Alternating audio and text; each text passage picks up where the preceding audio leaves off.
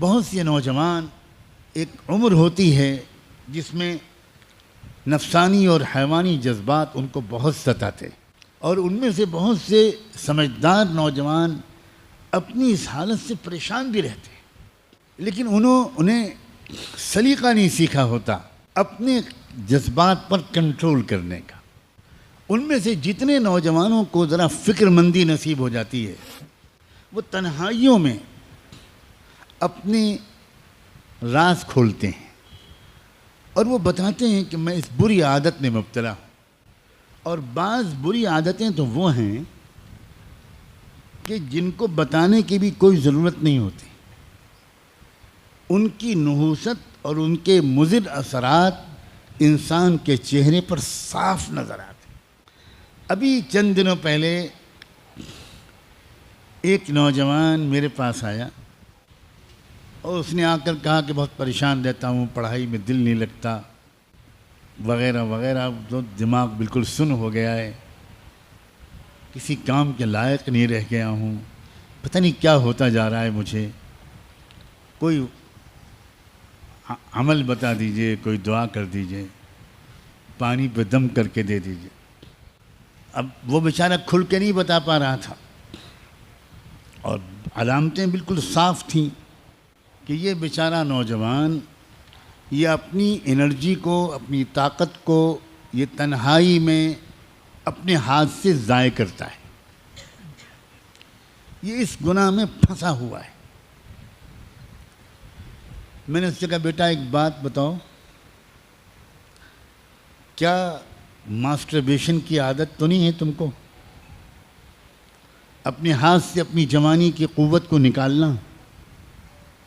بس ایک دم سے رو پڑا اور کہنے لگا حضرت 10 سال ہو گئے ہیں میں اس بیماری میں مبتلا۔ میں نے کہا بیٹا اپنے اوپر رحم کرو، اپنے اوپر رحم۔ سوچو تمہاری صحت کتنی خراب ہو رہی، یہ تمہاری یادداشت کا کمزور ہو جانا، یہ پڑھائی میں دل نہ لگنا، یہ کنسنٹریشن کا بالکل بار بار بریک ہو جانا،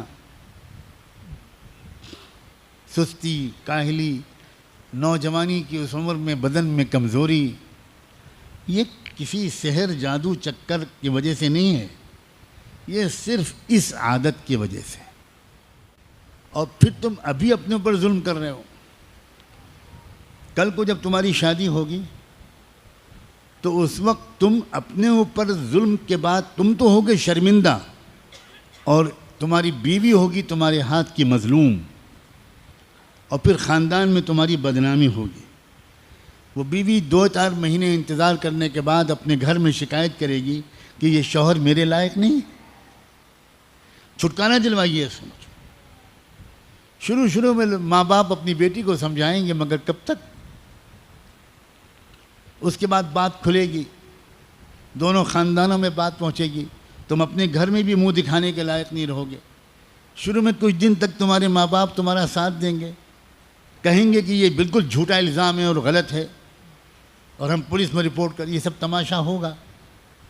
بالآخر ڈاکٹر حکیم کے پاس جاؤ گے اور وہ تصدیق کر دیں گے کہ بالکل صحیح بات ہے، یہ لڑکا اپنی بیوی کے لائق نہیں ہے۔ تم اس زندگی کو جہنم بنا رہے ہو بیٹا، اپنے اوپر ظلم کر رہے ہو، اور یہ تو تم ابھی تم بھگت رہے ہو سزا، اور مرنے کے بعد کیا ہوگا؟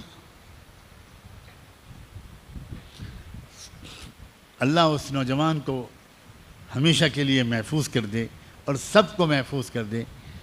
اس نے پھوٹ کے رونے لگا۔ اس نے کہا نہ میں پانی پہ دم کراؤں گا، نہ دعا و تعویذ کے لیے کہوں گا، آپ مجھے ترکیب بتائیے کہ میں اس سے کیسے اپنے کو بچاؤں۔ میں نے کہا بہت آسان ترکیب، بہت آسان ترکیب۔ دیکھو، خیال دماغ میں آئے گا، خیالات کے آنے کو شروع میں روکا نہیں جا سکتا، بالکل آئے گا۔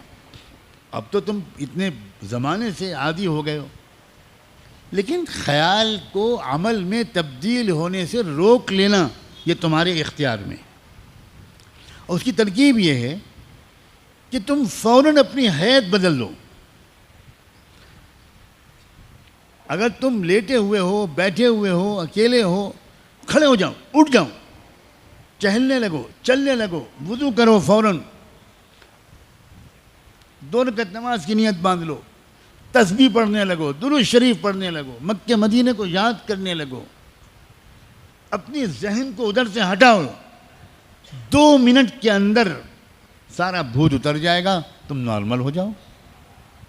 اتنی سی قوت ارادی، اتنی سی ول پاور تم کو اس تباہی سے بچا سکتی ہے. قطعاً مشکل نہیں.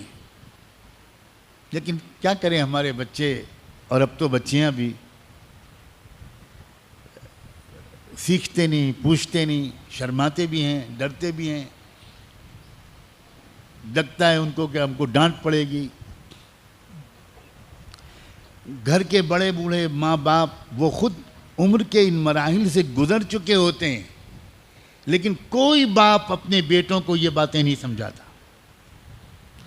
کوئی ماں اپنی بیٹیوں کو یہ باتیں نہیں سمجھاتی. بہت بڑا کمیونیکیشن گیپ ہے، بہت بڑا یہ ایک گیپ ہے. اسی وجہ سے ہمارے بچے برباد ہو رہے ہیں.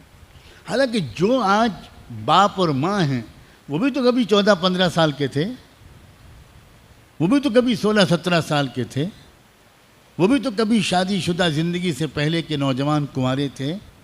کیوں بھول جاتے ہیں اپنے دنوں کو؟ کیوں بھول جاتے ہیں اپنی غلطیوں کو، جذبات کو؟ یہ بہت بڑی غلطی ہے.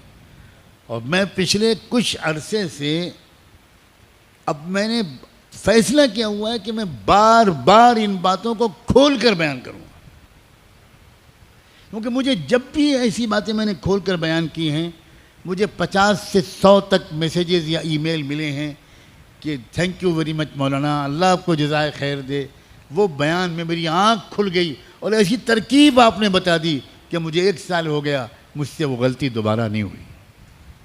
اس کا مطلب یہ ہوا کہ ہمارے عزیز نوجوان بچے یہ ہمارے جگر کے ٹکڑے ہیں بھائی، یہ ہماری امت کا مستقبل ہے، یہ قیمتی لوگ ہیں. ان کو ذرا سے مشورہ دے دیا جائے پیار سے، اور مزید اللہ توفیق دے تو ان کے لیے دعا مانگ دی جائے تنہائی میں. کیا پتہ اللہ تعالیٰ ان کو ہمت دے دے اور وہ بہت آسانی کے ساتھ اس دلدل سے نکل آئیں. جن لوگوں کا روحانی پہلو مضبوط رہتا ہے وہ بہت آسانی سے اپنے جذبات کو قابو میں کر لیتے. انہیں تو اتنا عمل بھی نہیں کرنا پڑتا جتنا میں نے بتایا. جیسے کوئی خیال ان کے دل میں آتا ہے وہ ایک دم سے استغفر اللہ پڑھتے ہیں، لا حول ولا قوت الا باللہ پڑھتے ہیں. حضرت یوسف علیہ السلام نے کیا کیا تھا؟ بھاگے تھے اور کہا تھا معاذ اللہ. اتنا ہی تو کہا تھا انہوں نے، معاذ اللہ، اللہ بچا لیجیے مجھے. بھاگے بھی اور دعا بھی مانگی. یہ بہت اہم اشارات ہیں. نقل مکانی، اس جگہ سے ہٹ جانا، پوزیشن کو چینج کر دینا،